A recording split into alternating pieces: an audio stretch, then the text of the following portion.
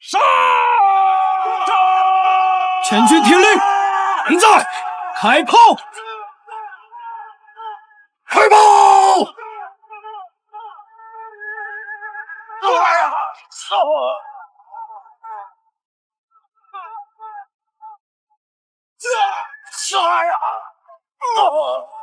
哎呀！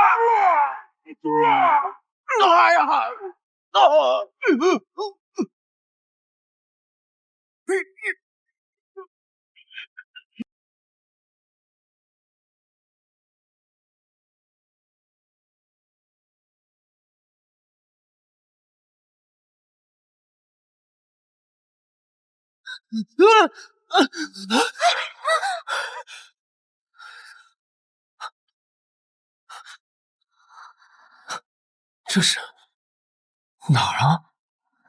我不是在写论文吗？官家醒了。官家。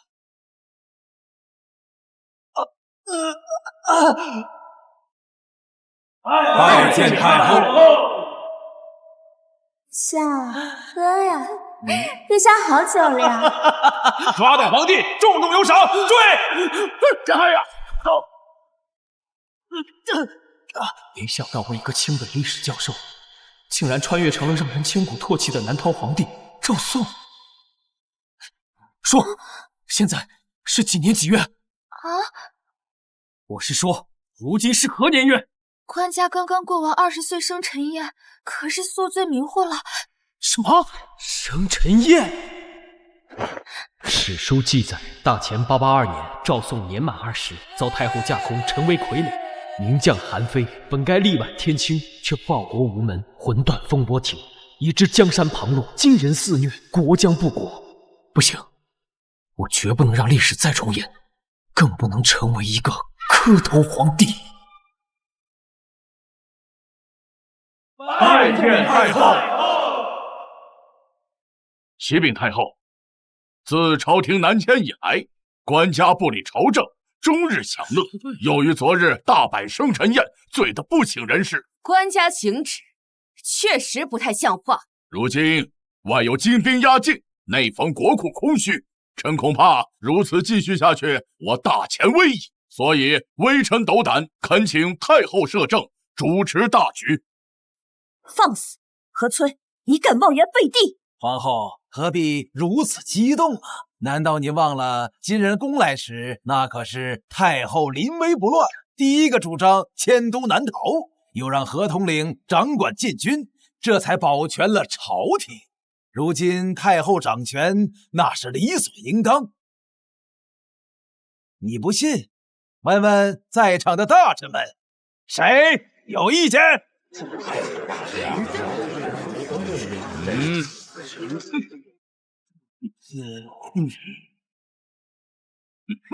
皇后，看见了吧？今后我大前朝堂就是太后说了算。放羊的屁！啊！朕朝堂，朕说了算。官家，官家，官家还有脸来朝堂大放厥词？难不成这酒还没醒吗？官家，此人是太后新提拔的禁军统领何崔。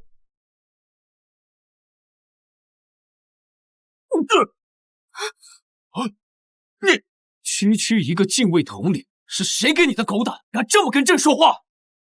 你妈，小施主啊！今天的官家跟以前不一样了。官家息怒。哼！何将军不过是为我大前未来着急，官家宿醉一晚，想必对如今的情况也毫无对策。谁说朕没有对策的？朕的对策就是北上抗金，收复中原。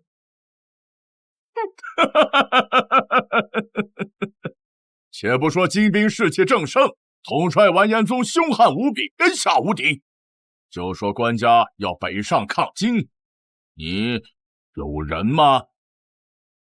朕有韩非，既然重生为赵宋，朕便绝不会将旧事背，让名将放国无门，君子逆梦。只要有他和韩家军在，朕必能一展前世所学，挽大前狂澜于既可。韩非，官家莫不是忘了2日前你亲自下诏将韩非赐死？现在想反悔，怕是来不及了。糟了，差点忘了，我这前身中了太后一等的离间计。既然是朕亲自下的旨，那朕亲自追回便可。官家，好，官家有如此壮志，我大前何愁不兴？那就再给官家1000兵马，如何？好，1000就1000。官家不可！那我们就祝愿官家活着回来。何翠，这归来之日，便是人头落地之时。你，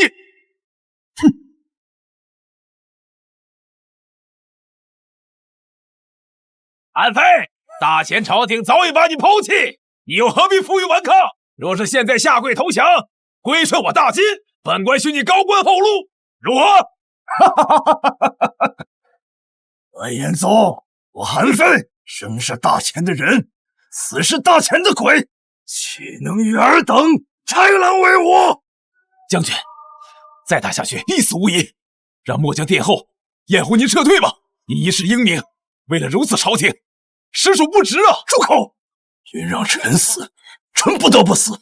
如果韩某的性命不换来官家的早日醒悟，韩某在所不惜。将士们，在！大前的好男儿，宁胜不亡。黄泉路上，韩某与诸位同行。杀鸡儆狗！杀鸡儆狗！杀！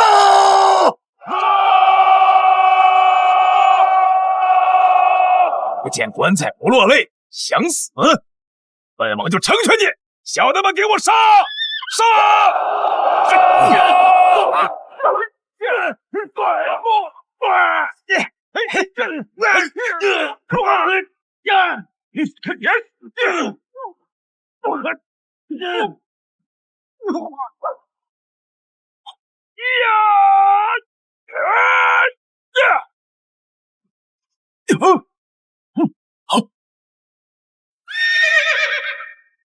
韩将军，朕没来迟吧？啊，龙道！将军快看，是官家的龙道！大前进军，这怎么可能？情报上不是说大前皇帝已经放弃韩非了吗？将士们，官家来叫我们来了！随我杀！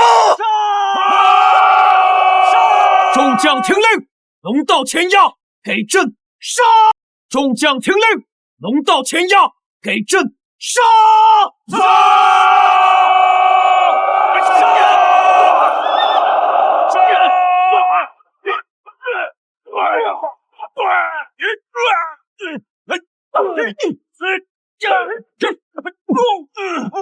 面夹击，不好，中计了！撤退，将士们，撤退！撤！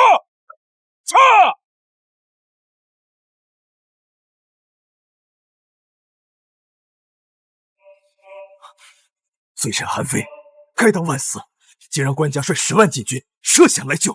10万禁军，哼！韩青太看得起朕了。如今朝中奸人掌权，朕也不过带了1000多兵马。什么？1000？快上！快点！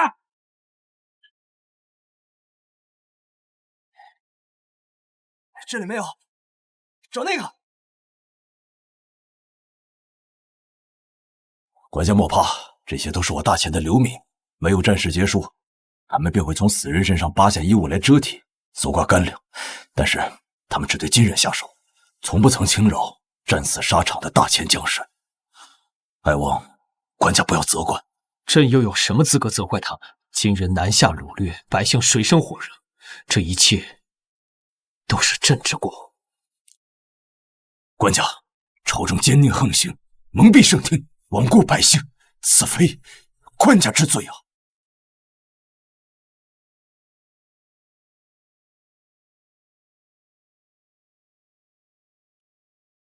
朝堂黑暗，奸臣尸位素餐，朕决心推翻一切，还大钱一个朗朗乾坤。韩青，你可愿与朕并肩？韩青，你可愿与朕并肩而战？臣韩非愿为官家赴汤蹈火，万死不辞。好，韩非，你不是要以死明志对抗金人吗？还愣在那做什么？他是谁？此人乃是太后的堂弟魏康。此前太后得知末将要北上抗金，特意派来的督军。督军，金贼已被暂时击退。哦，退了？退了你还不快追？愣在这做什么？要是敢怠慢，小心我到太后那儿参你一本，让你的30万韩家军全都陪葬。韩青，他说话一直这么嚣张吗？你是个什么高手啊？聒噪！官家，你杀了魏康，回去后势必要和太后翻脸。官家可曾想过如何应对？这是现在的布防图，官家是有。韩青，麻烦你回去之后，率领韩家军先拿下邢寨，接管禁军。朕这次要关门打狗。诺。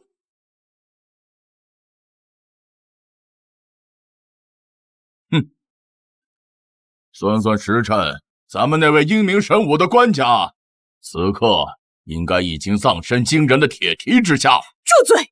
官家乃真龙天子，尔等怎敢妄议官家性命？真龙天子，官家有什么本事？难道皇后还不清楚吗？何统领说的对呀，往日官家连只鸡都不敢杀，如今却面对金人铁骑，真是可笑至极呀！怕是官家那日宿醉未醒，昏了头了。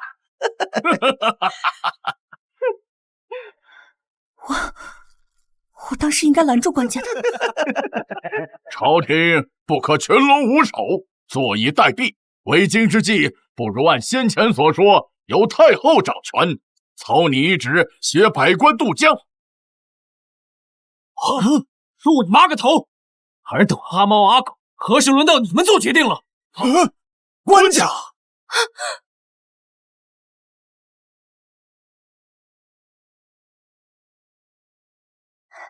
官家无恙就好。韩将军呢？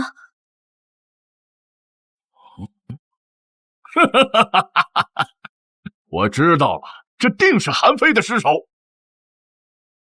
如今韩非已死，官家最后的倚仗都没了，还有何话可说？朕何时说过这具尸首是韩将军的？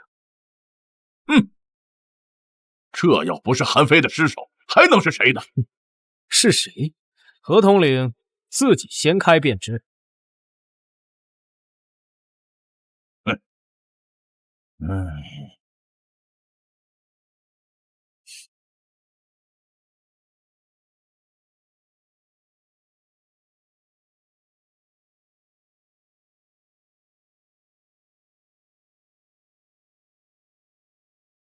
哦，魏督军啊！什么？是魏督军！你这个杀了本宫的族弟！魏康身为督军，临阵脱逃，还对朕口出狂言，以下犯上，为何不斩？你放肆！朕还有更放肆的。何大统领，你还记得朕北上之前跟你说了什么吗？何催，朕归来之日，便是你人头落地之时。你，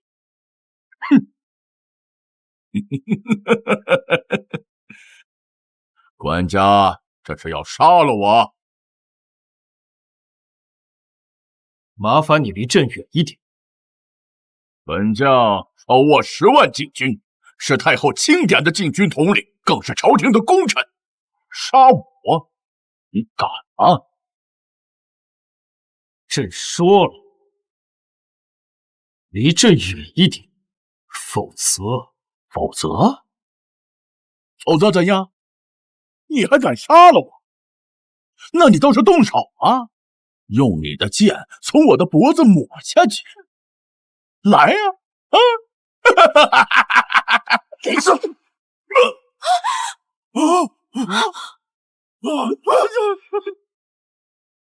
否则你的血会脏到朕盔甲。下辈子给朕记住，触怒龙威者死！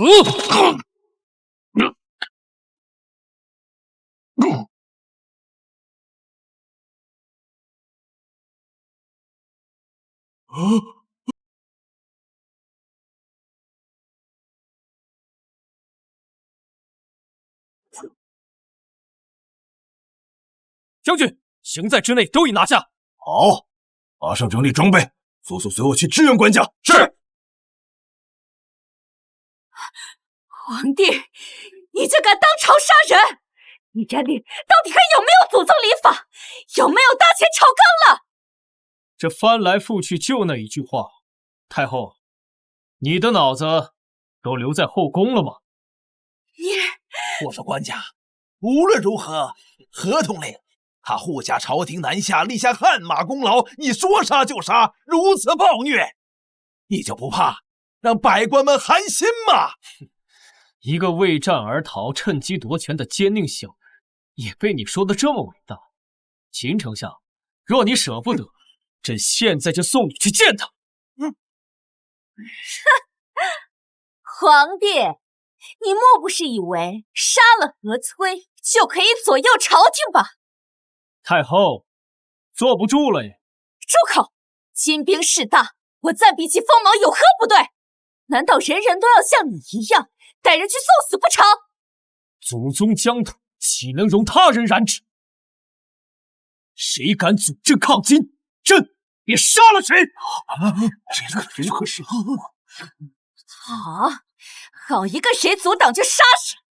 本宫今日倒要看看，你到底还能再杀多少人！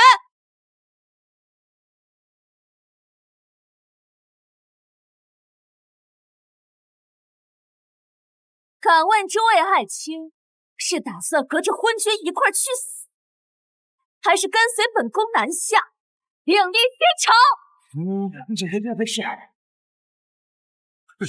新朝怎么能行啊？是啊，就是啊。太后深谋远虑，笼络江南富商，为朝廷筹措钱粮。臣户部尚书何明愿效忠太后。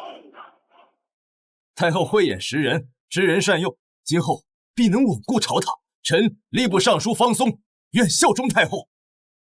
太后德备四海，遵从礼法，不似官家，善杀忠良。臣礼部尚书颜良愿效忠太后。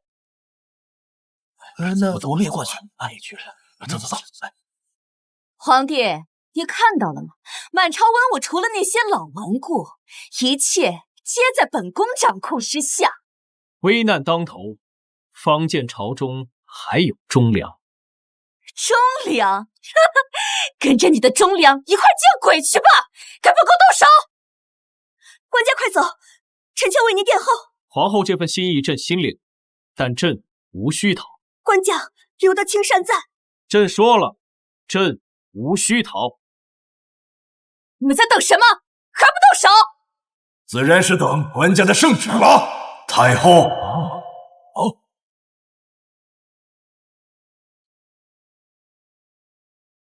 韩非，你没死！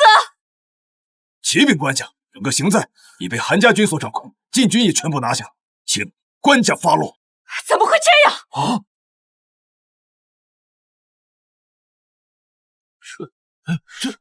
这怎么回事？刚才带头向太后投诚的是你，官家。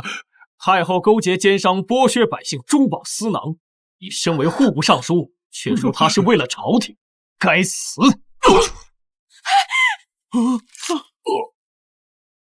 太后任人唯亲，这是奸臣掌权。身为吏部尚书，却说他知人善诱，没，该杀！太后结党营私，妄言废帝。你身为礼部尚书，却说他遵从礼法，你罪无可恕。杀人！管家的杀相杀数这么大，这可是3重大臣呐。不过不得不说，看得爽啊！韩将军，如今中间已变，全部给朕拿下！诺，拿下！太后，救命啊！太后，救命啊！该把我住手！皇帝，你可知在座大臣皆是天下士族代表，掌握朝廷命脉。你若诛杀，朝廷必会瘫痪，大钱也会国将不苦。太后说得对，官家若把大臣都杀了，岂不令朝堂空置？难道你要做一个无人可用的孤家寡人吗？太后卖官鬻爵，纵容贪腐，尔等一个个国之蛀虫，实名高显，竟以朝廷命脉自居。既然如此，长痛不如短痛，朕将你们全部砍了，再造大钱。韩将军在，给朕杀！诺。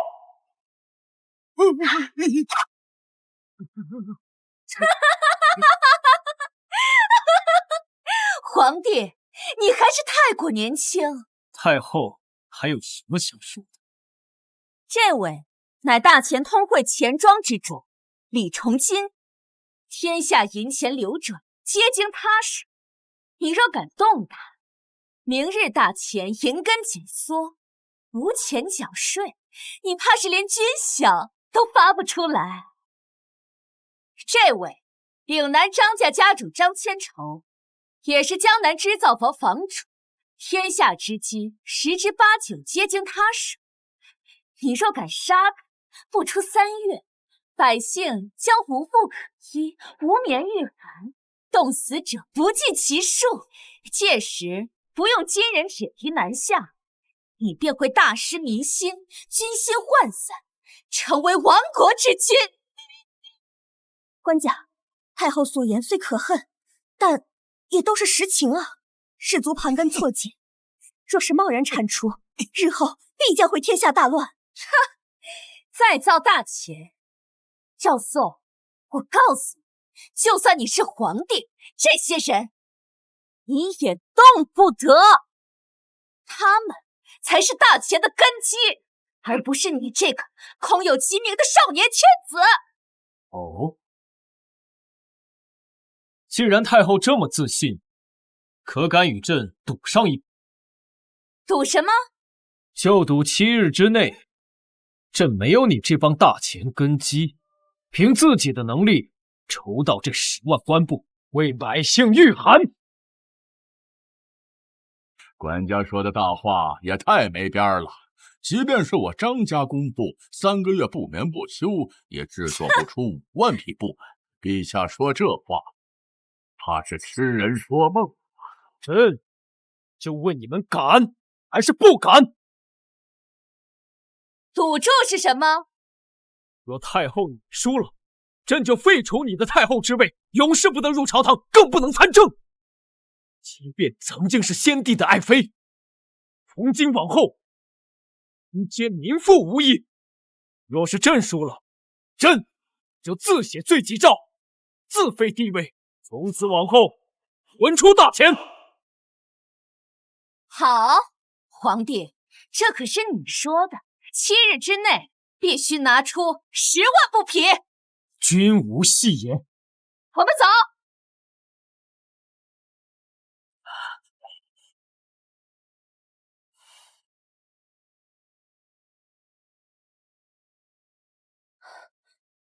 官家，您今日在朝堂之上实在是太意气用事了，怎么能轻易拿地位做赌注呢？是啊，官家，不如让末将率领韩家军为官家清君侧，杀了这帮贪官污吏，即便背负千古骂名，也在所不惜。不，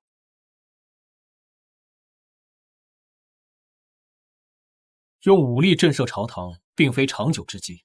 朕要名正言顺地铲除太后一党。可是7日之内织出10万布匹，这纵使神仙下凡也很难办到啊！区区10万布匹又有何难？朕自有办法，而这也是解决我大钱危机的最好途径。什么办法？朕要架全天下。什么？绑架全天下？何为绑架全天下？简而言之，便是先革新生产力，大幅提升产能，以物美价廉之货碾压江南士族所出，随后低价向周边诸国倾销我大钱货物，使其再也离不开我大钱制造。待时机成熟，便印发大钱宝钞，令其成为诸国通用货币。最终，通过操纵货币之权，发动金融之战，让天下诸国皆需仰我大钱鼻息。如此，可不费一兵一卒，令四海臣服。尔等可听明白了？官家，你要不还是直接跟我说打谁吧？末将必定赴汤蹈火，万死不辞。算了，尔等日后自会知晓。现下先去替我把工部尚书给换了。官家换谁来？工部尚书。怎么，她也是太后的党羽？那把工部侍郎换来亦可。官家，您可能忘了，工部尚书是杨大人啊！放肆！朕管他姓杨还是姓马，天子有诏，他敢不来？官家，这杨大人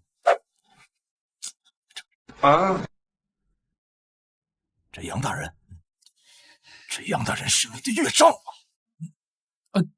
那这，那个原来是自家人啊，那朕还是得亲自登门拜访吧。哎，皇后，皇后！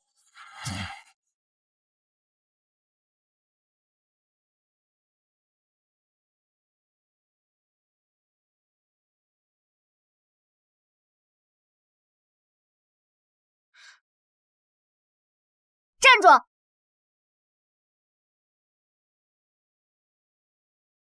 小儿，快来见过官家。官家，这是皇后娘娘的妹妹杨修，也是工部唯一的女将士。姐，小儿，听说你昨天在朝堂上大杀四方，嚣张得很啊！怎么，今日有空来我杨府了？小儿不得无礼。无妨，朕今日前来是有事要请教杨尚书。难怪我姐昨天半夜回来，原来是为了提前赶回来帮你说好话啊！大姐，咱爹当初为了助她登基，出钱出力，可结果呢？他倒好，整日沉迷酒色，荒废朝政，让你在后宫里受尽冷眼不说，还把咱爹气得卧病在床，后来更是闭门不出。小妹，过去的事情休要再提，官家他早已不同往日。切，有什么不同？还不是来求上咱们家？院中嚷嚷什么？成何体统？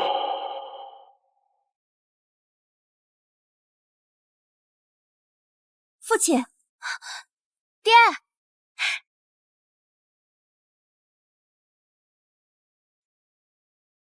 不知官家驾临，所谓何事啊？还不是让你帮他收拾烂摊子？朕今日前来，欲请尚书出面，统筹工部，为朕督造营务。爹，你看我说什么来着？他就是想让你帮他做些奇淫巧技的东西来毁你的眼。闭嘴！哼！老臣年老体衰，早已不堪居策。官家若是要做什么消遣物件，朝廷能工巧匠甚多，可另寻高明。哎，老尚书，先看了这图纸，再做决定也不迟。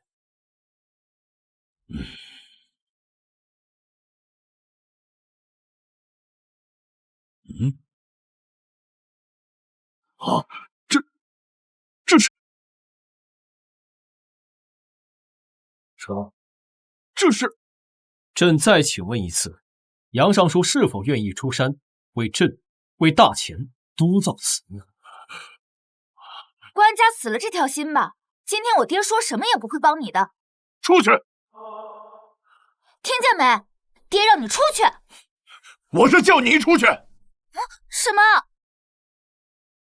爹，你叫我出去？听不明白吗？给我出去！哼！此物精妙绝伦，名唤什么？这是官家设计的。此物名唤新式织布机，比现有的织布效率能提高50倍。天佑大钱，天佑大钱呐！老臣万万没想到，官家竟有如此惊世之才。此物若真能推行使用，定能改变大钱国运，让大清百姓富足，国运强盛。老臣糊涂，当初未能使得官家振聋之资，罪该万死。哎，那督造此物一事，就全赖杨尚书了。哎，官家唤老臣什么？全赖国丈大人。官家放心，老臣明日便回工部，竭尽全力办好此事。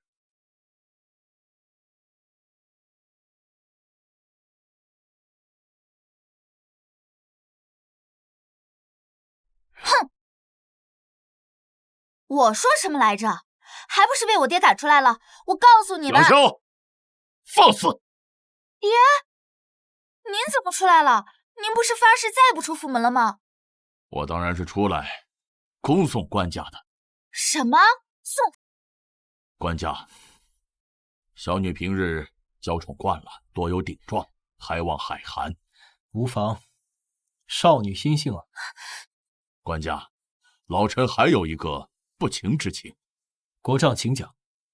老臣欲将小女托付给官家，让她进宫陪在官家身边，任听调遣，让她多学点知识。什么？爹，你让我进宫伺候她，我不同意！闭嘴，这里轮不到你做主。官家以为如何？如今大钱百废待兴，朕需要绝对忠诚的特殊人才，去完成那些跨时代的产物。这老丈人好啊，买一送一。你别以为耍了点小花样骗了我爹，我就会答应你。告诉你，像你这样没本事的人，我才不会听你安排做事呢。小二，你擅长机关术？那当然，本姑娘6岁钻研机关术，熟读墨家经典，很多地方连我爹都不如我。看到这个没？这可是本姑娘精心设计的。哎，你别给我说坏了！少玩一些小孩玩的东西，把心思都花在正道上。随朕回宫好好学习，为大钱出一份力。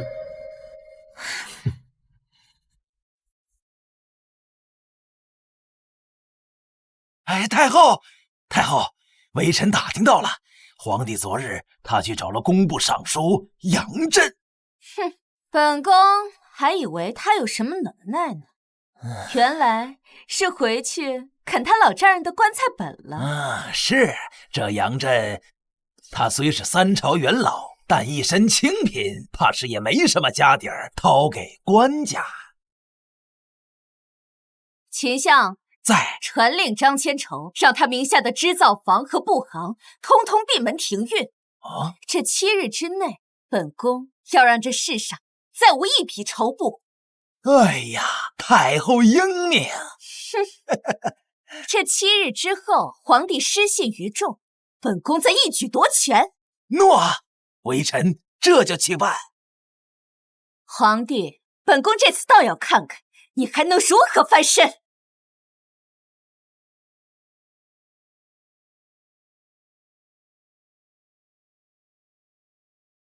官家，这新式织机真的能在7日之内造出10万布匹？千真万确。可是太后不认这赌约怎么办？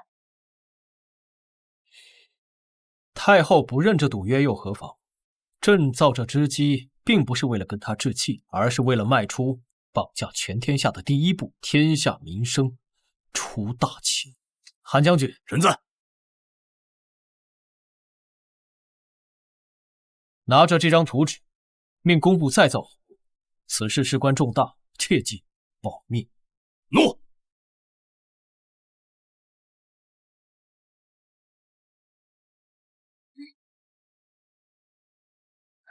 哎，你让韩将军去造的什么呀？你那么厉害，猜猜看，猜对了朕有赏。哼，谁下人知道？朕这小姨子性情怎么这么怪啊？还不是因为你，随手就拆了他精心设计的机关锁。打击到他了？非也。那是为何？官家，萧儿自小精通机关术，心高气傲。他曾发誓说，谁要是能拆了他设计的机关锁，谁就是这天下第一聪明人。那他就要嫁给谁？什么？皇后，这天地良心，朕可没有这个意思。有没有？官家心里清楚。哼！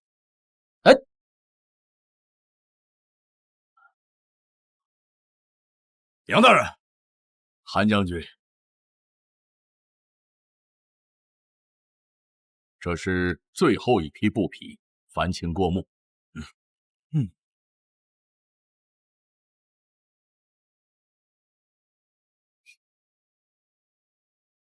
禀韩将军，这一箱加上国库内已有的数目，现在只多不少。好，太好了！官家，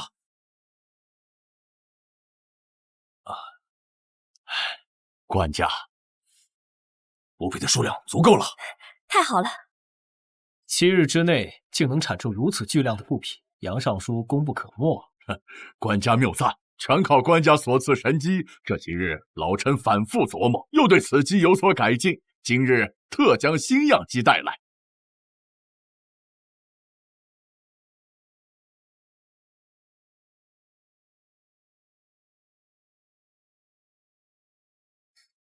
杨尚书果真是国之大将，如此一来，我大前织造腾飞指日可待。哼，那当然了，这个是我爹。不可对官家无礼。一切皆是官家恩德，有此利器，天下百姓冬日御寒之物皆有着落。官家真是造福万民呐！皇帝，看来这就是你和本宫赌斗的底气。哼，一个改良的妖姬和一个老得快要入土的工部尚书。今天他们要是不能帮你拿出10万布匹，你可就要自废帝位，昭告天下。太后这么着急，还要亲自前来国库查看？当然，官家若是完不成赌约，令人瞒报账务，惹出笑话，本宫还需眼见为实。朕何时说过朕完不成赌约的？笑话！7日之内筹措10万布匹，无异于痴人说梦。你若不是走投无路，又怎么会去找这个退朝已久的杨国丈？没错，官家，事到如今，强撑颜面还有何用啊？这几日，您怕是早已把国丈大人的老本都掏空了吧？这些个破木头，该不会是杨大人最后的棺材本吧？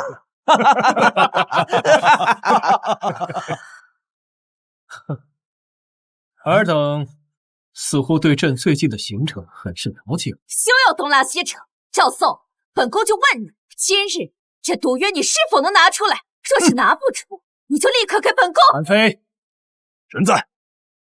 既然太后这么着急认输，还不打开库门，让太后好好看看朕究竟拿不拿得出？诺。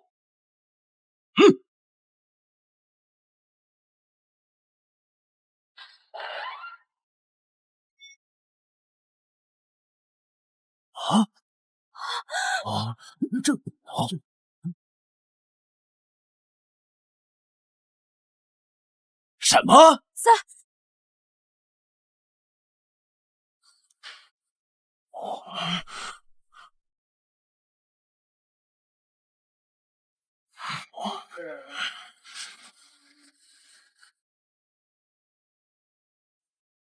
查得如何？太后，请下，这些布匹都是上等的官造。什么？怎么会这样？秦松、张千朝，你们到底怎么办事的？太后，明鉴，官家确实只去过杨尚书家中，之后就再没去过任何一家制造坊。是啊，太后，臣已经下令关闭所有织造坊和布行。如今这些布匹究竟是从何而来，臣不得而知。而且这些布匹比我张家织造坊所织造之物还要精细得多呀！皇帝，你究竟怎么做到的？这些该不会是先皇留下来的吧？朕说过，朕要再造大秦，尔等井底之蛙，岂知天地之广？杨尚书，既然太后好奇，那你不如让她睁大眼睛，好好看看你这个快要入土的工部尚书是如何帮朕赢的。老臣遵旨。是。是。动手。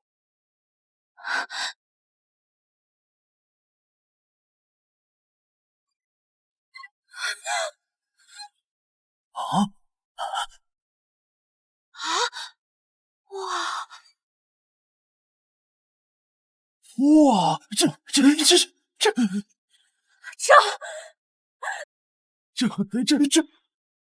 竟真能有如此迅捷，神乎其技啊！真的神乎其技啊！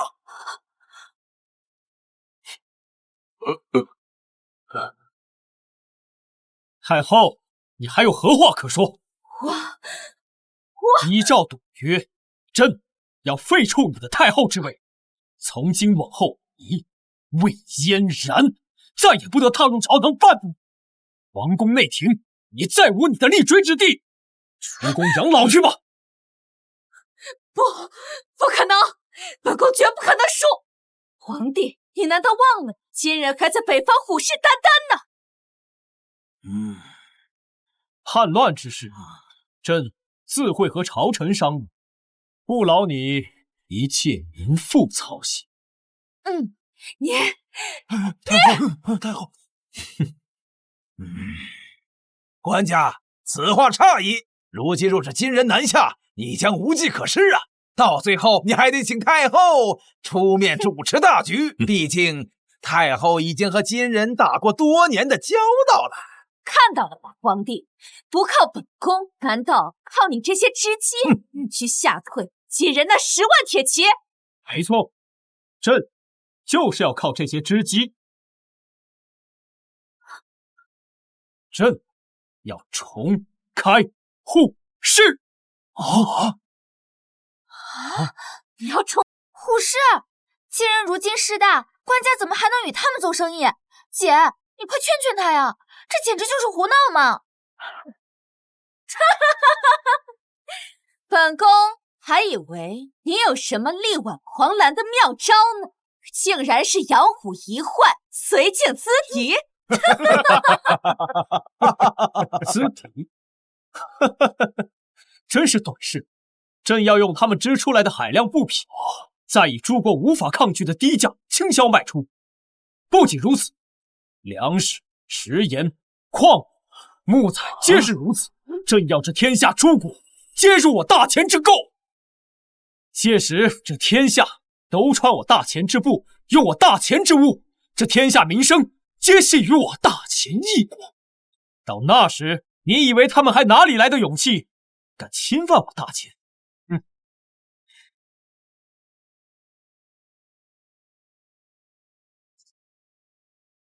太后，你不要以为朕会傻乎乎的看着朕的大钱子民以血肉之躯北上抗金，朕要的是不战而屈人之兵。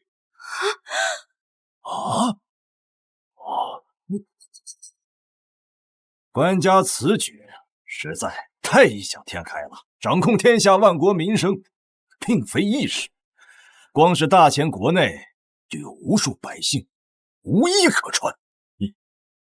就算这织布机可以提高数十倍以上的效率，但就算让举国上下所有织工日日夜夜坐在这织布机前，在这么短的时间内想要织出这么多匹布，根本就不可能。听到了吗，皇帝？人力皆有穷时，此乃天道。人力？这样说，朕用的不是人呢？什么？不用人？难道用鬼吗？这织机还能自己动起来不成？没错，朕就是要让他自己动。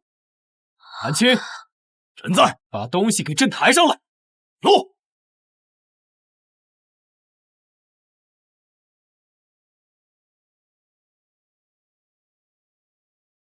这就是他那天让韩将军所造之物，这么大的铁疙瘩，看着如此笨重，如何能取代人？爹，你可知这是何物？我只知道是官家命工部建造，名叫蒸汽机，具体什么作用，为父也猜不出来。哼，本宫还以为是什么了不起的东西，原来根本没人见过。教授，这该不会是你从哪个破庙搬出来的废品，用来唬人的吧？韩非，臣在。去，把所有织机都抬上来，再按照这个图纸上的设计，把它与蒸汽机连上。诺。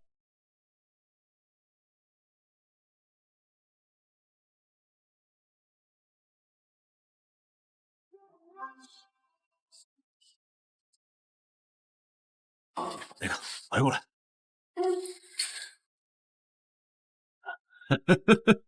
我就不信这笨重铁器能比我手下数万名熟练织工还厉害。哼，装神弄鬼。糟了，官家若是失败，太后恐怕要借机发难了。爹，我早就有说过官家不靠谱吧？你还让我听他的？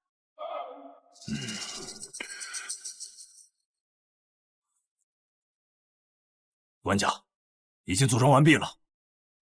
这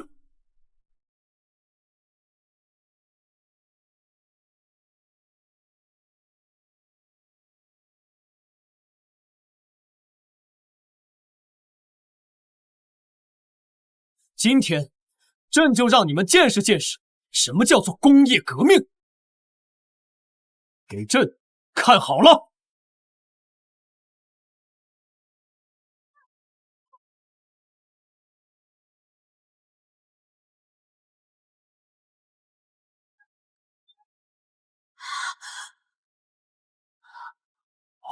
这个动起来了，怎么会动啊？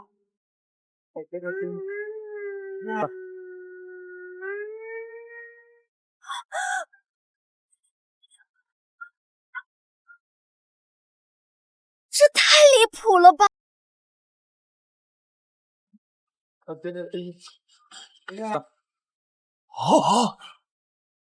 神技，此乃神技呀！如此效率，官家真乃天降奇才呀！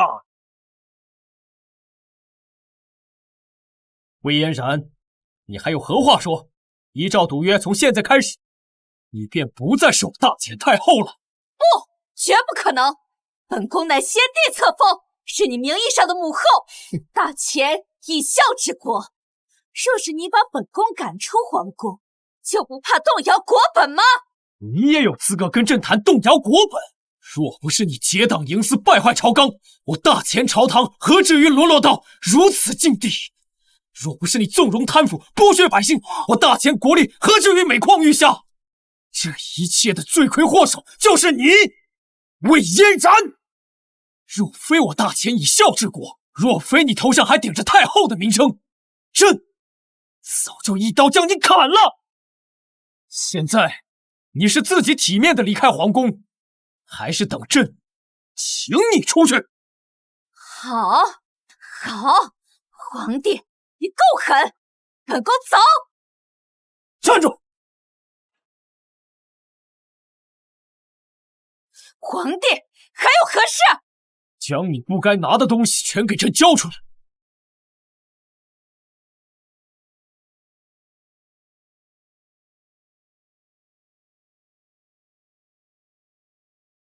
哼！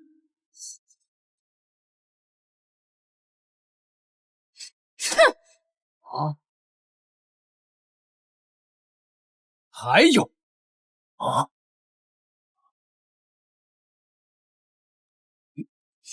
哼！还有什么？还有，封官！脱！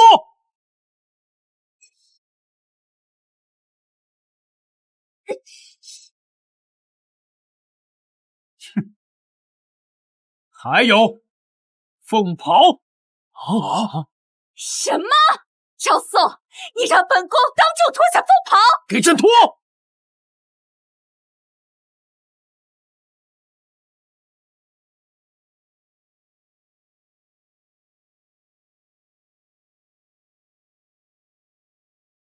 脱！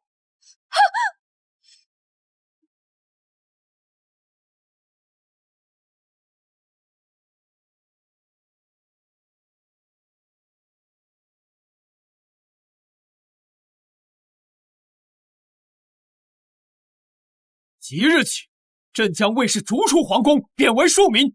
至于太后一党，祸乱朝纲，为父不仁。即日起，革去所有官职，家产悉数抄没，充入国库。官家开恩呐！官家开恩呐！官家开恩呐！官家开恩！官家开恩呐！官家开恩呐！走！快走，快点！官家，太后朝内朝外经营数年，树大根深，今日如此羞辱她，日后若是卷土重来，不太好对付。卷土重来，新的时代已经开启，他魏嫣然挡得了这天下滚滚大势吗？传朕旨意，即日起重开边市，布置金国，而且朕还要与百越、扶桑、西夏等周边诸国全面贸易，扬我国威，富我百姓。老臣杨震誓死效忠，辅佐官家，成就霸业。时代的车轮已然转向，从这一刻起，朕绝不会让历史屈辱重演。大秦的新篇由朕来书写。赵宋，黄口小儿，还敢如此羞辱本宫！太后，那我们该怎么办？他不仁，我们也不义。立刻写信通知完颜宗，告诉金国，立刻发兵，与本宫的人里应外合。总之，不能让他计划成功。诺。赵宋，公与你不死不。官家，护士所需首批物资均已备齐，另外护卫护士地点的进兵也已点齐，可以开始你的下一步计划了。只是不知这批货物，官家打算如何定价？官家所作所为，不仅造福大秦，更造福天下百姓。可怜我韩非空有一身武力和数十万大军，却帮不上官家一点忙啊！韩青，过去我大钱一匹布多少钱？回官家，一匹优质官布约800文钱。800文，这一担米不过200-300文，而一匹布竟能买300多斤米，这价格乃是我大钱寻常百姓家一月之余的口粮。正是，这一切皆因张千丑等江南士子掌握国家命脉，为自身谋取暴利，贪官污吏，层层剥削，吸食民脂民膏，最终受苦的还是百姓呢。既如此，我们的布就卖这个数，500文。若真能以此价出售，虽也昂贵，但近乎是从前半价，对金人乃至周边诸国百姓诱惑确实不小。500文不行，难不成要卖50文？官家，你莫不是疯了？哎呀，若真能卖50文一匹，那我大钱子民几乎都能添置新衣，多备御寒之物啊！官家，此乃天大的仁政啊！百姓必对官家感恩戴德，周边诸国一定会疯抢的。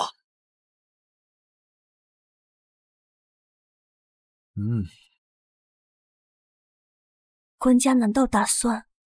武文，朕的布只卖武文。什么？大汗，南边传来消息，前国皇帝下令重开护市。护市就是用牛羊换他们的布匹和茶叶的市集。没错。赵宋小儿若不是疯了，与虎谋皮，怕是嫌我大京的铁骑不够锋利，上赶着给咱们送东西。大汗说的对，汉人的丝绸、茶叶、盐铁，那可都是好东西。看来前国真的气数已尽啊！大汗，前国太后送来密信。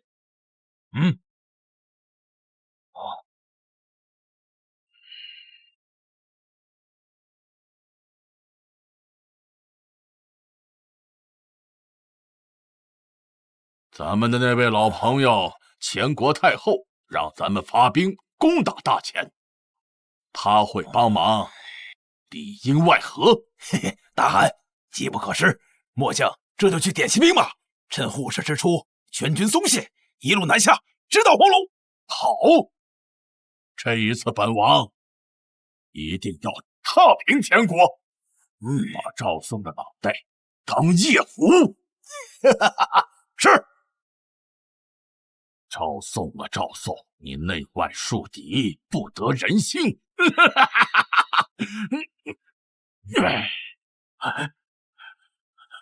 不好了，咱们的兵都不见了！胡说八道！金国二郎战士为兵，闲事为幕，军营里找不到，定是去草场放羊牧马了。牧场俺也去看了，只剩下一些老弱妇孺守着牲口，精壮汉子一个都不见了，已经派人四处去寻找了，都不见了。这怎么可能？报！大汗，王爷，咱们的人找到了。说，他们都死哪儿去了？我们的人都跑到边境线上，跟秦人做买卖去了。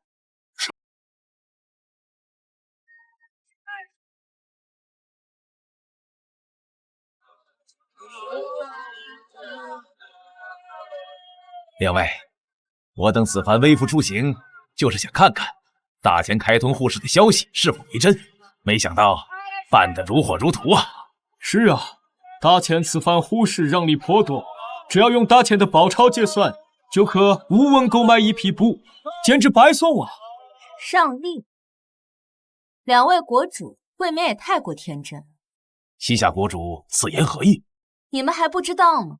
大前此次如此低利倾销，绝非善意之举，而是要以倾国之祸冲击百姓民生，待各国作坊倒闭，工匠失业，天下民生将皆系于大前一念之间。届时，我等诸国与待宰羔羊合议。若是如此，坚决不能放任百姓忽视了。没想到大前皇帝心思竟如此歹毒。没错。立刻回国，下令封锁边市，拒绝与大前互市。诺。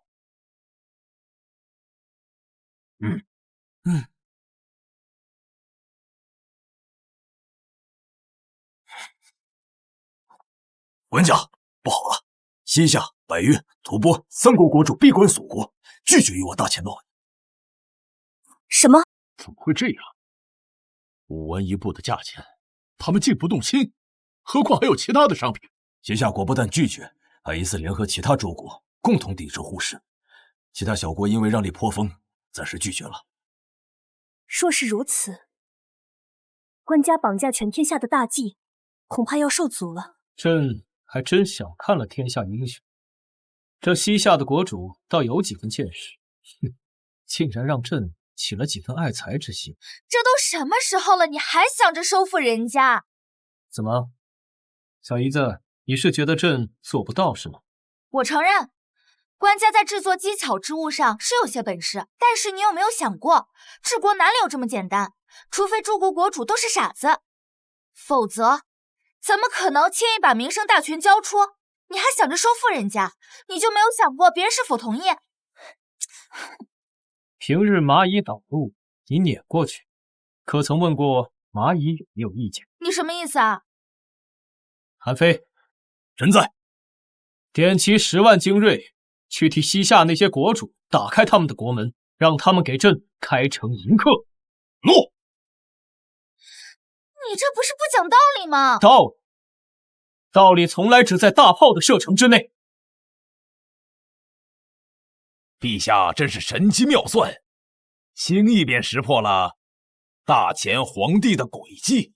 现在不光是我们，吐蕃和百越也停止了和大前互市，紧闭国门。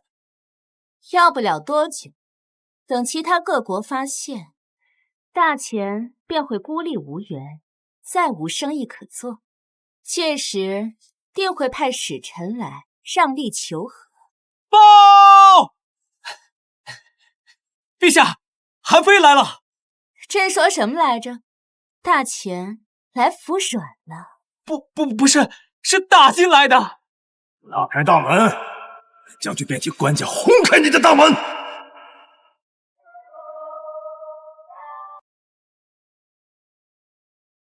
这金国大汗到底怎么回事？怎么到现在还没发兵？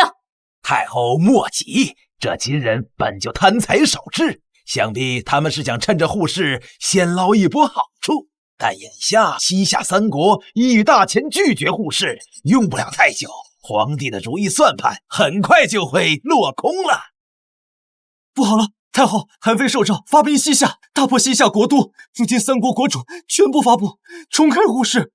混账！赵宋，本宫就不相信对付不了你！官家，自从韩将军攻破西夏国都，诸国再无抵抗互市之声。现在边境互市之地人声鼎沸，连金国也不敢轻易出兵，生怕忤逆民意。官家，臣回来了。跪下！官家，就是他下令诸国抵抗互市的，末将将他抓回来了。狗皇帝，要杀要剐，悉听尊便。想让本王臣服，想不到还是匹劣马，能看明白朕的意图，你也算这个时代少有的英杰。朕可以给你个机会，为我大前效力。我呸！狗皇帝，现在你的成就不过是昙花一现罢，你得意不了多久。不知好歹，我就这就斩了他！不必，朕迟早要征服天下，区区一个异邦女人，又如何不能驯服？朕又岂不知早晚有人能反应过来？可你有没有想过需要多久？那时我大前的军旗早已遍布世界各地，就算他们反应过来，也晚了。压下去！诺。走。这西夏国主虽然态度嚣张，但说的没错，此次互市，大前倾尽库存，日夜赶送货物，才勉强支撑互市商贸。可一旦后续货源跟不上，让那些蛮子空手而归，又岂会善罢甘休？官家的争气之机虽能扩充货源，但也要及时卖得出去才行啊。近日官道上马匪活动日益猖獗，屡有马队被劫，老臣以为是魏嫣然在背后故意阻挠，企图破坏互市。尔等顾虑，朕皆知晓。可是尔等可曾听过一句话？想要富，先修路。修路？尔等且随朕来。哼，本姑娘倒要看看他葫芦里卖的到底是什么药。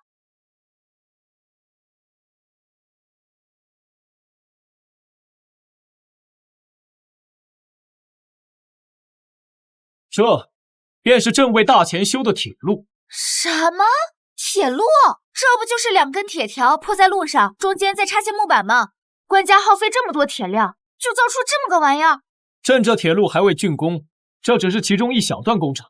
不久之后，朕便要它通遍全国。什么？你还要把它通向全国，这不就是劳民伤财吗？官家，末将愚钝，实属没有看出这铁路有何大用。若要通向全国，恐怕要耗费无数的铁料。虽然咱大前盛产铁矿，但末将认为此举过于铺张米费。官家，这铁路铺着一节一节木板，雨雪天来临，岂不是滑溜得很？那马车如何行驶啊？小姨子，若是一批紧要货物从京城运至北部边境，用马车的话，耗时多久？京城到边境约5000里地，就算沿途会用上等骏马，人歇车不歇，最快也需2月之久。朕这铁路只需3日。什么？3日？这不可能！就算全部换成汗血宝马，也绝不可能有如此速度。谁说朕要用马车了？不用马车，你用什么？难道用牛车？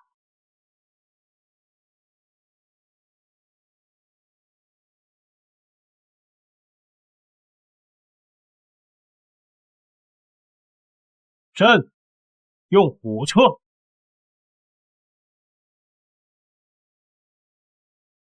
这么大的铁疙瘩，如何能跑得动？小儿不得无礼。爹，我哪儿说错了吗？此物至少重达万斤，就算几10匹壮马都无法拉动，更别说运货了。小姨子，朕这火车可不用马拉，它自己会动。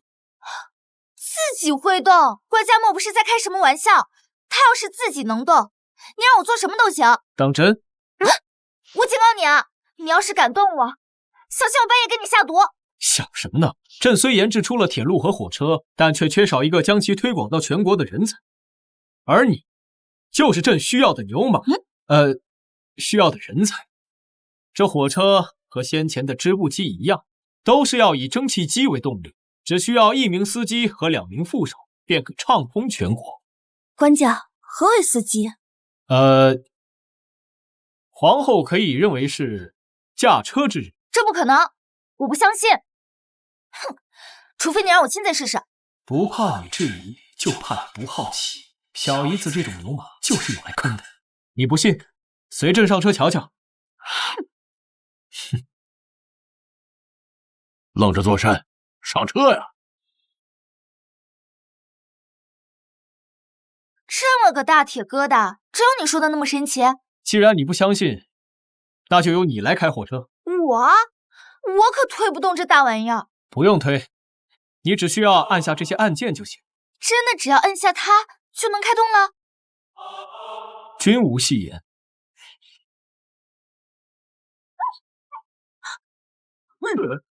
动了，臣真的动了！生火，加压，给朕跑起来！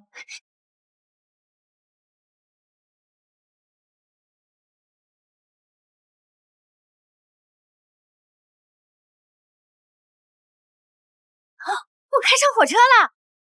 我真的开上火车！怎么样？现在相信朕的火车可以日行千里了吧？官家真是天纵奇才，老臣活了大半辈子，从未想过有朝一日还能乘坐如此神物啊！真是开了眼了。那又如何？这铁疙瘩一次能拉多少货物？全国需要的货物可是不计其数。能拉多少？哼！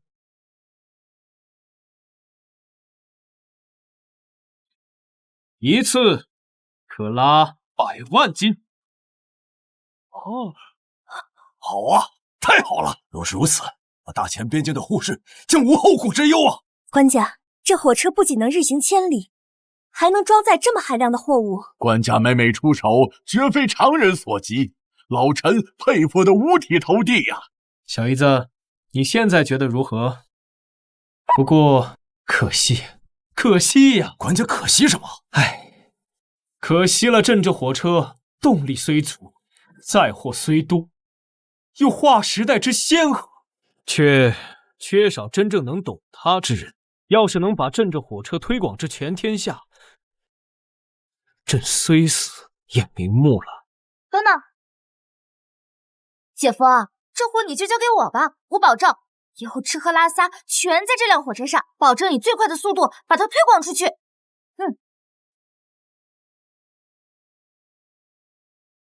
什么？赵宋和周边各国贸易越做越大？卑职也觉得奇怪啊，我们派出去的马匪根本就没有发现皇帝的货物。好一个赵宋，好一个绑架全天下！不行，不能再让他这样下去了。那太后如何打算？赵宋，狗皇帝，你有本事放我出去！你敢羞辱我，我杀了你！哼，别喊了，真把赵宋喊来，本宫也帮不了你。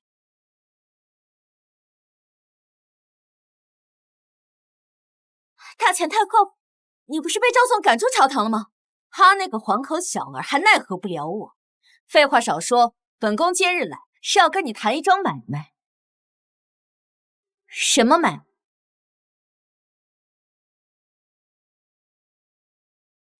管家，哦，都来了。姐夫，自从我学会了开火车，这边境的护士再也没有缺过货源，各国纷纷抢着跟我们大秦做生意呢。不仅如此，管家的蒸汽机已经应用在了冶金、造纸、伐木等其他的领域。如今日产铁矿10万斤，精盐200万斤，国库充实无比，正可谓国富民强啊！没错，军营里将士们的装备也焕然一新，不复往日羸弱。官家神机妙算，绑架天下之计，眼下就快成了。这才只是开始，这天下之大又岂止欺辱朕要？可是万国来朝，官家，官家，不好了！边关800里加急，西夏联合百越、扶桑等7处藩属国正集结朝我大秦进军呢。什么7国联军，此事当真？千真万确。7国联军兵力恐怕不下100万，怎么偏偏在这个时候造反？这如何是好啊？官家，国库虽丰，军备虽强，可多线作战，大秦恐怕难以应付。看来朕那位母后在宫外也没闲着呀。管家莫怕，终于到了用得着俺老韩的时候了。7国联军虽强，但是末将愿意用性命和我韩家10万好儿郎，跟他们拼个玉石俱焚，同归于尽。韩将军，不必了。管家，你就让俺去吧。韩将军的命是朕辛辛苦苦救下来的，岂能用在这种地方？难道官家有什么更好的办法？办法，区7国联军而已。朕只需要下一道圣旨，就可以让他们7国臣民乖乖将他们的头颅送上来。官家，这7国联军非同小可，若轻敌大意，应对不当，大秦恐有倾覆之危啊！是啊，管家，俺知道你英明神武，但是战争这事儿吧，你就得到战场上真刀真枪的去干一场。这圣旨，这大秦的圣旨，他怎么能管得了别国的资源？朕的圣旨就可以。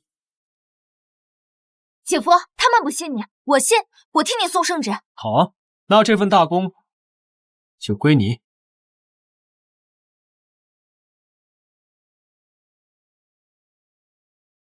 管家，我愿陪同杨小姐一同前往，护她周全。摊上官家这样的皇帝，不让人打仗，俺只能自己找机会去边界耍耍了。快来看呐，快来瞧啊！刚到的丝绸，只要5文钱一匹。我要，好，我都要这种颜色，我都要。啊！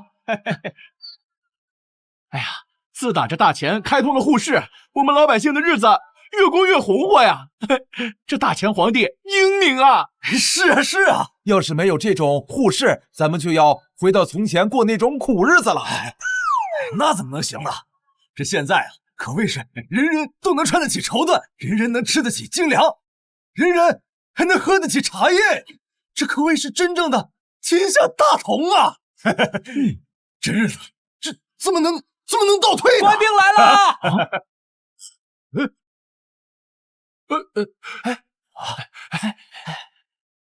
官人，可是大秦王朝又颁布了什么利好的政策呢？大秦皇帝有旨，7处藩属国联合造反，大逆不道。今日起，关闭边境护市之地，断绝一切贸易往来，不再与诸国天恩未泽。怎么？关闭护市？这怎么能行呢？官人，这护市不能关呐，我们老百姓还要靠它生活呢。还请大贤皇帝收回成命啊！收回成命？休想！要怪就怪你们各藩国国主不识好歹，不为百姓着想，起兵造反。否则我姐怎么办？我官家也不会下此诏令。这护市可不能关呀！是啊，都给我听好了，从今往后不得在我大前天恩这护市，若有异议，滚你们的国主去！这关闭护市怎么办？你说还怎么办呢？这群友，走，找国主去！这个东西，走，来走。大前狂妄自大，扰乱各国名声，如今还抓走了我的女儿。今日我等七国联手，定要叫他付出代价。不错，此次联军近乎100万，还有大前太后里应外合，定能一举踏获大前，瓜分大前疆土啊！报！陛下，大前皇帝发布圣旨，关闭与各国护市，断绝一切贸易往来。我等即将出兵讨伐，大前皇帝竟然还在考虑同秀之事，真是可笑至极呀！看来这大前皇帝也不过是个目光短浅的鼠辈，只要我们能打进大前，还不是要什么有什么？传令，集结大军，发兵大前。我等诸国势必要拿下大前皇帝的首级，一雪前耻。诺。这可如何是好啊？7国联军呢？你看，是啊，你说这可怎么办呢？官家，7国联军携100万之众，陈兵边境，虎视眈眈，此乃灭国之危呀！官家，不如派人先去求和，暂避锋芒，再予以碎币，度过眼下危机再说。朕绝不会向蛮夷低头。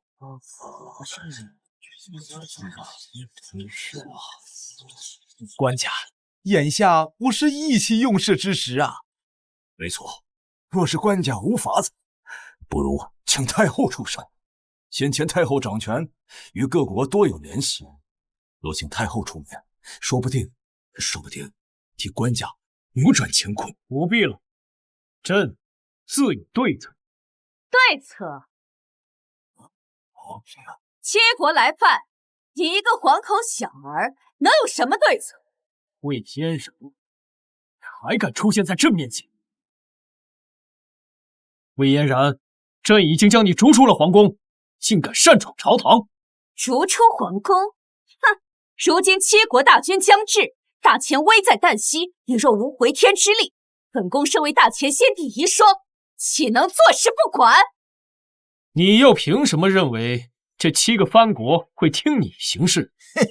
官家，你还不知，太后手下之能臣，如李崇金、张千丑等人，皆是一帮贵族之后，与藩国王室素有交情。若由太后派他们出面，必能说服7国退兵。是啊，还是太后有本事，有本事了不起。原来太后与异族勾结已久。哼，皇帝，你若还在逞强，便是让整个大前与你一块送死。眼下除了让本宫出面，你别无他法。官家，太后所言极是啊，眼下形势所迫，不如请太后回宫主持大局。是啊，官家，国事为重，还请三思啊！荒唐！太后结党营私，早就失信于天下，如今危难之际，还敢入朝逼宫，尔等身为臣子，岂能是非不分？皇后，你难道要眼睁睁看着皇帝一意孤行，毁掉整个大前不成？本宫此次前来，并非夺权，而是为了挽救大前。你难道看不明白？皇帝年少冲动，不识大体。若是今日他能自己退位，本宫便不计前嫌，暂赦朝政，之后再由本宫周旋，便可化解此次灭国之灾。不可！有何不可？太后英明果决，唯有如此，才能挽救大钱于水火之中。难道韩将军有更好的法子？报！报！齐国派出使臣进京面圣，已至皇城门外。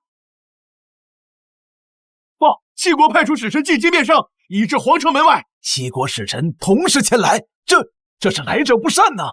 莫非是要下檄文，让我大钱各地赔款，称臣纳贡？若是如此，只有请太后来挽回这局面了。官家，这下可怎么办？皇帝，你听到了吗？如今七国齐至，先前你还在说什么大话，要绑架全天下？我看只怕是兵临城下，还不速速请本宫临朝摄政！聒噪！我堂堂大钱乃是天朝上国，国力日盛，岂需向那些作耳小邦低头求和？去，让他们进来！诺！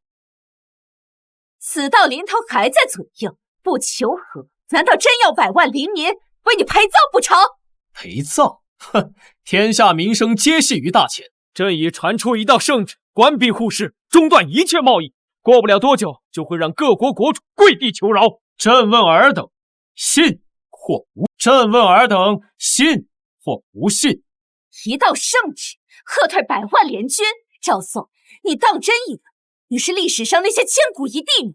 如今七国大军压境，百万铁骑顷刻便至，他们也已派使臣进京威逼，你居然还在鼓吹自己的懿旨传令，让他们跪地求饶，这是在拿满朝文武和天下百姓的性命开玩笑吗？太后所言极是，官家，你那所谓的绑架天下之狂言，哄一哄3岁的小孩也就罢了。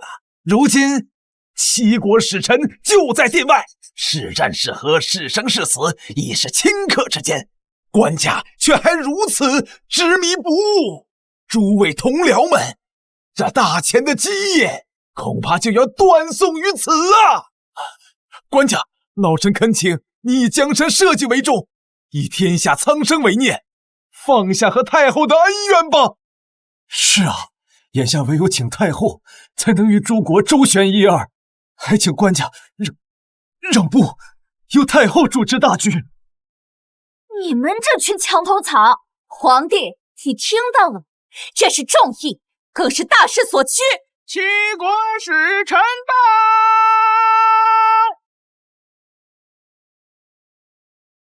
各国国主，他们竟亲自来了。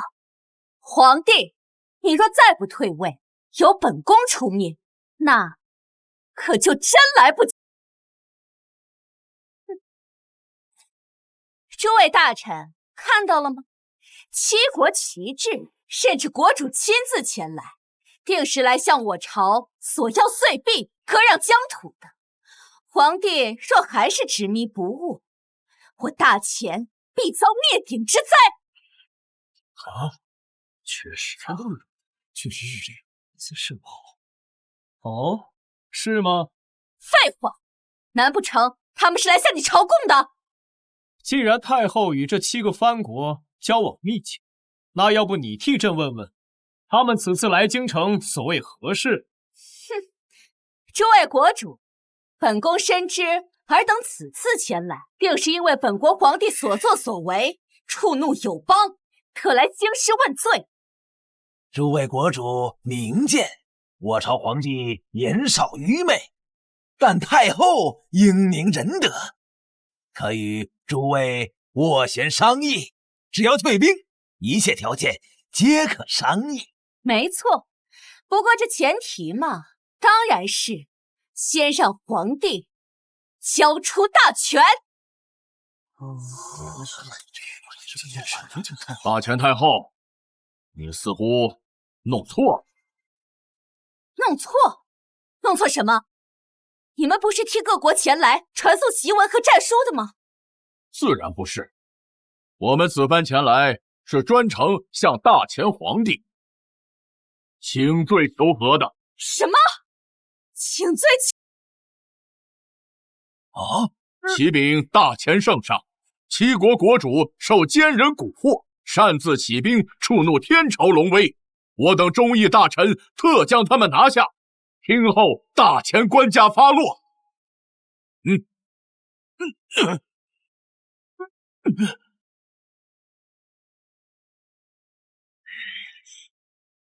恳求大前圣上平息龙怒，重开户室，恢复边贸。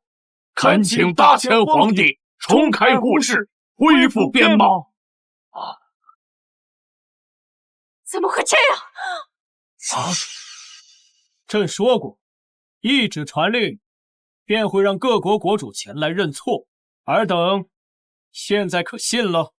怎么会这样呢？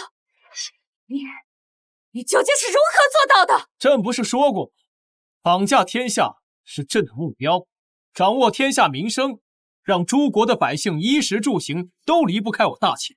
但凡有一些小国国主逆天而行，这便是后果。官家真乃天纵奇才，不费一兵一卒便令7国臣服，此乃千古未有之奇功啊！太厉害了，不愧是我姐夫。大前圣上，我西夏国是此次联军之首，罪责深重，无以表达悔过之心。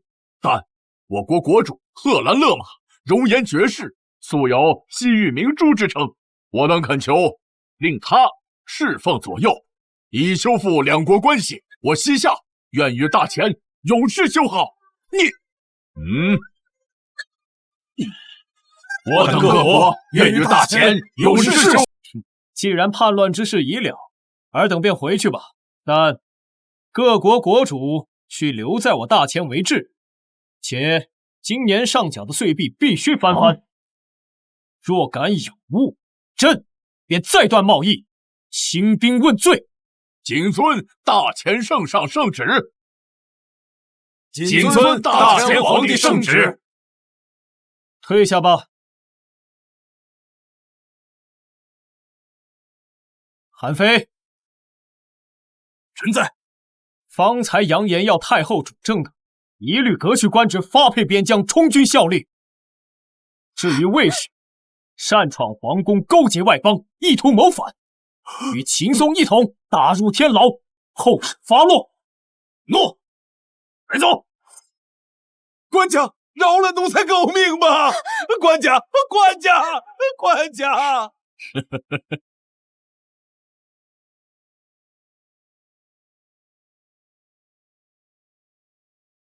赵宋，你来干什么？朕来看看你这匹西域烈马，可学会了低头认主？少在这里装腔作势！我西夏集合了7国联军，发兵前国，届时100万大军将至，你都已经快自身难保了，还敢在朕面前耀武扬威？哼！原来这里面还有你的功劳。只不过，你怎么就这么确定，这7国联军就能拿下朕呢？你若识相，便应该向朕低头下跪，届时朕还可纳你入宫，保你一条狗命。好啊，希望你待会儿一样自信。带上来。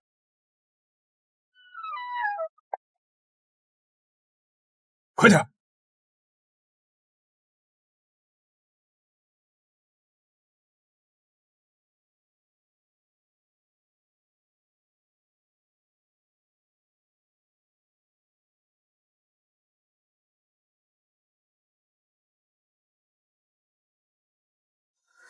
快点！父皇，你怎么在这儿？女儿，西国联军没了。什么？怎么会这样？怎么会这样？贺兰勒马，朕念在你还有一点脑子，就给你最后一次机会，成为朕执掌天下的一枚棋子。现在跪下，臣服于朕。你服还是不服？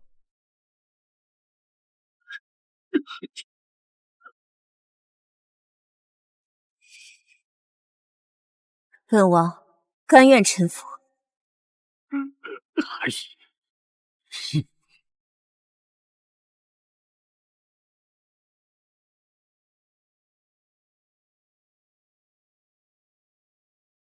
官家，七国臣服，边患暂解，下一步你有何打算？下一步自然是要继续完善朕绑架全天下的大计，铺铁路、开矿藏、兴工业，让蒸汽机的轰鸣响彻四海，给大钱一个前所未有的盛世。官家宏图，臣妾心驰神往。只是如此变革，必定会触动大多数人的利益，尤其是县太后昔日党羽，守旧勋贵，若日后暗中反扑，对官家不利。怕什么？魏嫣然已在天牢之中，剩下些小鱼小虾难成大器。明枪易躲，暗箭难防。臣妾是怕他们行些阴险刺杀之事。纵有万千险阻，朕义不容辞。只要朕的政令能推行下去，让百姓富足，让大钱强盛，即便朕身殉于难。呸！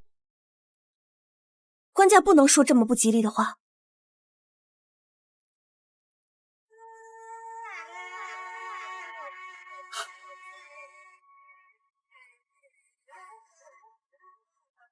皇后，你这是在担心朕呢？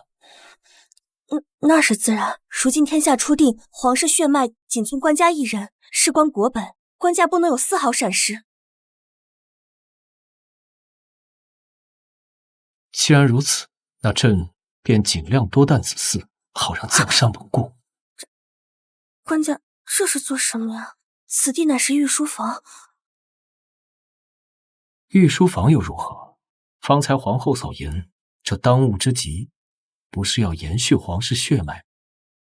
这……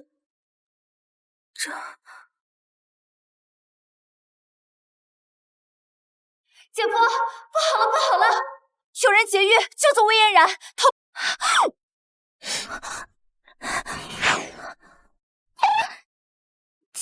姐夫，你们平常玩的这么奔放吗？你说魏嫣然被救走了？是啊，就在刚才，一伙人接走魏嫣然，冲出皇城往北方去了。姐夫，这可怎么办呀？魏嫣然熟知我大钱国情，如今又投奔金国，必将贻害无穷。官家，萧儿所言极是，魏嫣然心狠手辣，早就跟朝廷结怨已深，若是跟金国勾结，必成大患。官家需立刻派兵拦截。别慌，这一步也在朕的计划之内。姐夫，什么叫这也在你的计划之中？难道太后逃走是你安排的？当然，先前朕已下旨让魏嫣然禁止进入皇宫半步，然而她却依然通行无阻，甚至来朝堂质问于朕，那就说明这朝堂之中她还有奸细。朕不如趁此机会将她在宫中的暗桩全部连根拔起。姐夫英明啊！报，官家已经查清楚了，营救魏嫣然的暗桩已被末将全部铲除，便按照官家的吩咐，故意放走魏嫣然，让她投靠金人去了。纵虎归山，官家这又是何意？如今我大钱已初步掌控诸国的民生命脉，让各国的上层权贵都因有利可图，和我们绑在一起。然而人之本性贪婪而畏威，光给甜头不行，得给些大棒子试一试。大棒？大棒敲谁啊？难道就是金国？没错，朕就是要拿金国开刀，杀鸡儆猴，让金国成为朕绑架全天下的祭品。只有这样，才会让天下人都知道，顺我大钱者昌，逆我大钱者亡。大钱太后，你可是亲口承诺会拿出十足的诚意，我大金才会派出最精锐的死士，冒死把你从那天牢里捞出来。大汗放心，本宫既然来了，带来的诚意定让大汗满意。哦，大汗，请看此图，此图乃前国北境以及京畿地区详图，上面标注了主要关隘、兵力部署，以及一条可以绕过所有主要防线，直插中原腹地的密路。密路？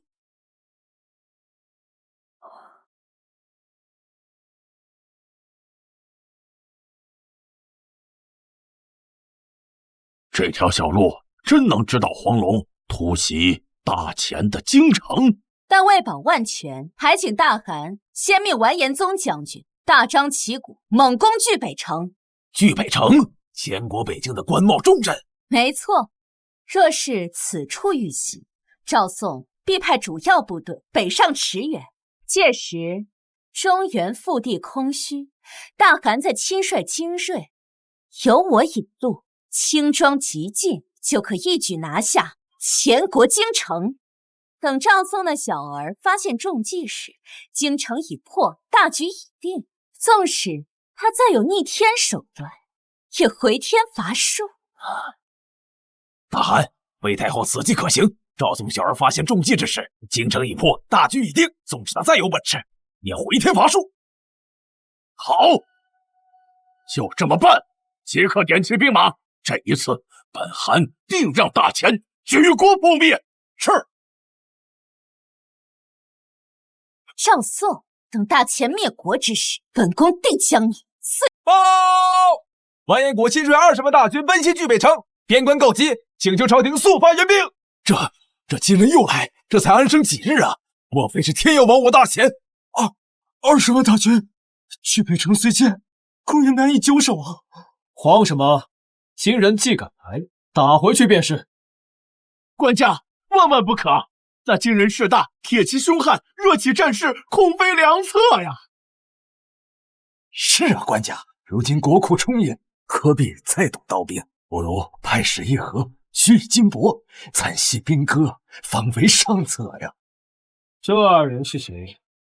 官家，这2位是左丞相双孙和右丞相范坚，乃是先帝特指与官家的辅政帝师。左右丞相，秦松同位的重臣，先前怎么没有见过？官家不认识2位大人，实属正常。毕竟这2位大人可是主和派中的翘楚，当初金兵南下时，跑得比谁都快，早早称病去了江南。如今听闻官家励精图治，前几日才又病愈还朝。官家，当务之急是商议给予金人多少岁币，方显我大钱求和的诚意呀。庄相所言极是，着岁币数目还得斟酌，少了恐金人不满，多了就伤国本了。缴纳岁币，正是。缴个屁！金贼狼子野心，屡犯我将，屠我子民。如今朕富国强兵，正欲雪耻，他们自己送上门来，却是刚好。这一次，朕要将金贼灭活。再言求和者，犹如此。官家，京营及周边可用兵马已经清点完毕，共计5万，随时可以开赴巨北城。什么？5万？韩将军，今日号称20万铁骑，皆是能征惯战之辈，我军以5万之众迎敌，这兵力悬殊，胜算何在？皇后娘娘明鉴，先前七国叛乱，我朝大部分精锐已经赶往边境镇压，尚未回师，仓促间也确实只剩5万备用军了。官家，金人本就凶悍，如今敌众我寡，臣妾实在是担忧啊。无妨。韩青，朕的那件秘密武器进展如何？回官家，官家给的图纸虽然精妙复杂，但好在有杨尚书亲自督造，加上工匠们日夜赶工，已经按时完成了。好，有这件神兵利器在手，没收20万精兵，便是再来20万，朕又有何惧？此战我大钱必胜。官家，韩非，传朕旨意，此次出征将庄孙、范坚以及所有未战窃敌之臣全部给朕带上，一个都不许漏。诺！朕要让他们看看，这精兵并非洪水猛兽，更要借此一战彻底碾碎这朝中不战而言降的废物，让天下人知道究竟何为天朝上国。犯我大钱者，虽远必诛。诺！官家若是下定了决心，那本宫也要同去。还有我，还有我，还有我！上下一心，同仇敌忾，我大钱此战。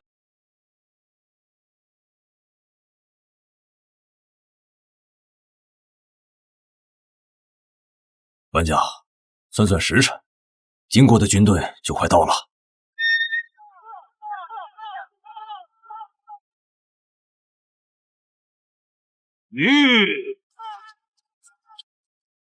呈上的可是前国皇帝。既知是朕，尔等还不下马跪拜？跪拜！哈哈哈哈哈哈！赵宋小儿，你死到临头还敢口出狂言！看看我大金雄狮铁蹄所至，寸草不生。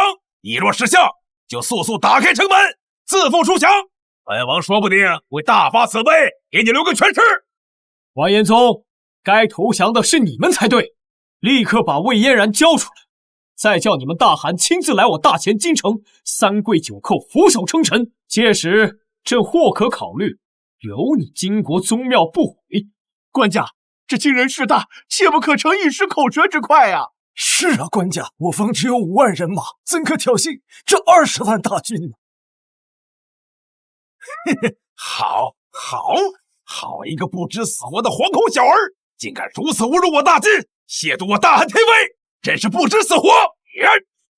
赵宋小儿，本王发誓，攻破巨北城后，定要将城内所有人，不管官民，尽数屠戮，筑城金关。官家，这金兵20万，铁骑压境，我军只有5万，你怎能如此迁怒于他？这不是自寻死路吗？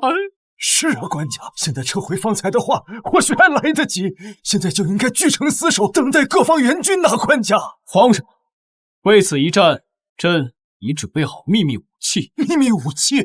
官家，金军数倍于我们，纵有神兵利器，又怎可敌这20万大军呢？是啊，官家，要不我们现在就撤离，留得青山在，不怕没柴烧。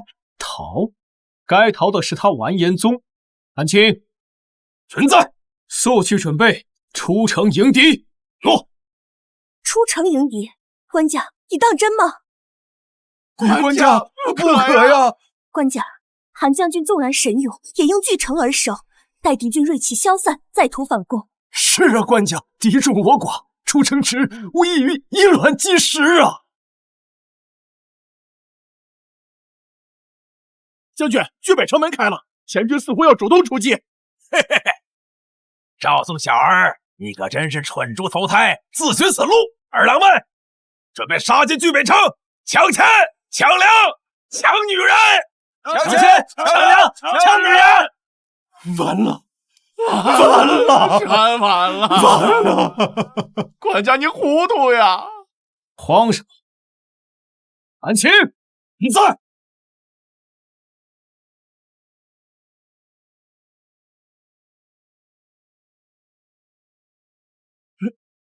这是何物？官家要用如物迎敌？官家，此物异常笨重，岂能用于野战？哈哈哈哈哈！赵宋小儿，本王还以为你藏着什么大招呢，原来就是包了个铁皮疙瘩出来。你是想用它来撞死我们吗？真是蠢笨如猪！官家虽有不世之才，可终究太过年少气盛，轻敌冒进，我大前今日亡矣呀！哎，这次我等真是无路可逃了。姐夫，说是一会儿您的秘密武器不顶用，我就带家兵死战迎敌。你带着我姐迅速从南门撤离，回杨家世代忠烈，绝不会让官家在此被俘。不可，小妹，我们绝对不会扔下你的。皇后，小姨子，朕知道你们2个警卫情深，但朕这坦克都开出来，此战毫无悬念。全军列队，准备跟着我踏平这群不知死活的前人！完了，全完了！看来你们对科技的力量还真是一无所知啊！杀！全军听令，人在，开炮！开炮！哎呀！杀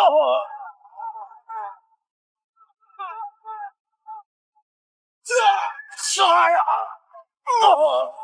杀！哎呀！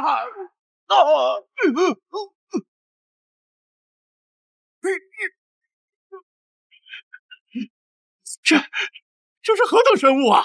官家，真乃神人也！这金军又溃败了。姐夫，你这秘密武器也太厉害了吧！看到了吧，金人铁骑在朕面前不过是土鸡瓦狗。姐夫，我也想开一辆试试，我也要去打金镐。胡闹！朕尚未教你，这岂能儿戏啊！姐夫，我可是开过火车的，这坦克再难开，能有日行千里的火车难开吗？姐夫，我求求你了，你让我试试吧，姐夫。下次一定下次定。多谢姐夫，姐夫万岁！完颜宗，你该当何罪？罪！哼！承蒙拜寇，本王何罪之有？赵宋，你别得意的太早了。死到临头还敢嘴硬？赵宋小儿，你真以为你赢了吗？你太天真了！你什么意思？你们中计了！什么？中计？你在胡说什么？现在不妨告诉你们，本王在此佯攻聚北城，其目的就是为了牵制你们前国主力。我大秦真正的精锐铁浮屠早已由太后引路，大汗率兵绕关隘密道，直扑你前国京都去了。什么？京都？他们早在10日之前就已出发，如今恐怕明日就兵临城下，而你们经济空虚，群龙无首，如何以我大秦精锐接收国都被破，大前必乱？完了，这京都有事，大前休矣，大前休矣呀！官家，快下令回援呐！官家，哼，现在才想翻这回朝，晚了！你们从聚北城回到京都，就算日夜兼程，需要多久？恐怕最快也需要半月。到时候，我大秦的旗帜早已插满你前国全城。调虎离山，朕早就知道了。你说什么？你知道？若非朕来到此处，他们怎么会倾巢而出，放心大胆去偷袭我的京都呢？哼，虚张声势，你怎么可能知道？方才你问朕从京都过来用了多久？难道不是半月？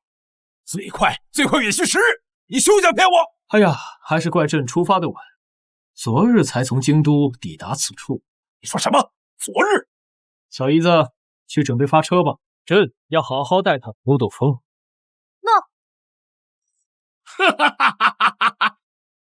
赵宋小儿果然中计，此刻他怕是还在聚北城下，与完颜宗的部队纠缠不休吧？大汗，赵宋恐怕早已死在完颜宗将军手下。报！大汗，京城周边兵力稀少，城墙守军更是寥寥，守备空虚。好，传令下去，准备攻城。是。待我攻破大前京城，锦衣财帛、美女宫阙，尽归于我等。哼！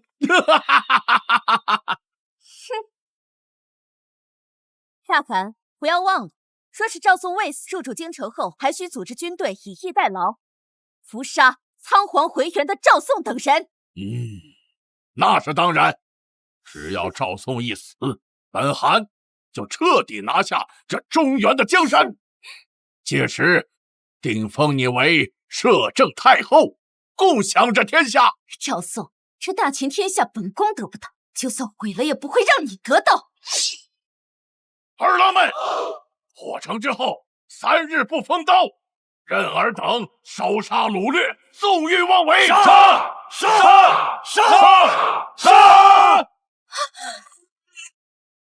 啊！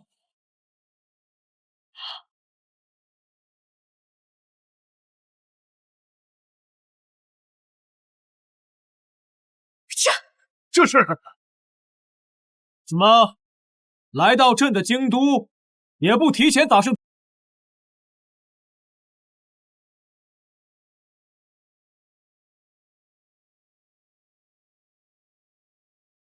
姐夫，这大铁疙瘩开着可真爽。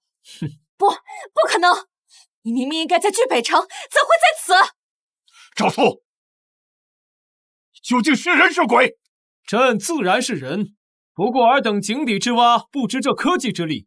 昨日朕坐上火车，1日千里，早就回来等你们上门了。不可能！火车轨道直通边市，怎会直达京城？魏嫣然，朕掌控了这天下之地，你说这条条大路不通到我们大秦国都吗？怎么会这样？本宫的计谋怎么会失败？魏太后，这可是你出的主意啊！现在怎么办？不对，大汗，就算他赵宋未死又如何？你的精兵骁勇善战，兵力仍胜他一筹。趁此机会，一举拿下强国皇帝，入主京城。魏太后说的对，就算他赵宋回来又如何？就凭这几个铁疙瘩，也能挡住我大金的铁骑。完颜谷，你巾帼精锐，深入我大前腹地，无城可守，无粮可蓄。此刻投降，朕或许可以留你一命。他敢，就听他妖言惑众了！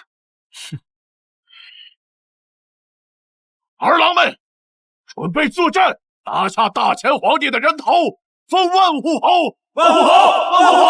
万户侯！姐夫，你还跟他们废什么话？快让我开炮吧！我迫不及待给那魏延人来一炮了。既然他们冥顽不灵，那朕便让他们灰飞烟灭。给我上！开炮！得令，开炮！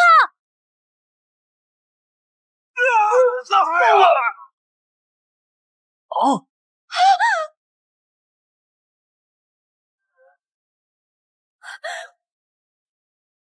魏氏，尔等可知罪？官家饶命啊！官家，大人，将军，饶命啊！官家饶命啊！传朕旨意，叛贼魏嫣然、秦松，降罪处死，夷其三族。今求完颜谷、完颜宗斩首示众，传阅九边，以儆效尤。命其部族勇士向大前称臣纳贡，若有再犯，灭族绝种。诺，把人带下去。官家饶命啊！官家饶命啊！官家饶命啊！官家，叛贼之事已了，现在该论功行赏了。尚书杨震，宫中体国更兼德行高洁，堪称百官表率。即日起擢升为丞相，总领朝政，辅佐朕治理天下。老臣叩谢天恩。将军韩非，臣在。忠勇无双，护驾平叛，屡立战功。即日起封镇国大将军，总督天下兵马，赐丹书铁券。谢主隆恩。姐夫，我呢？我也立功了，开火车、开坦克，我可是出了大力的。你呀，就去工部吧，去做一些新玩意儿，比如日行千里的豪华跑车，奢华无比的游艇。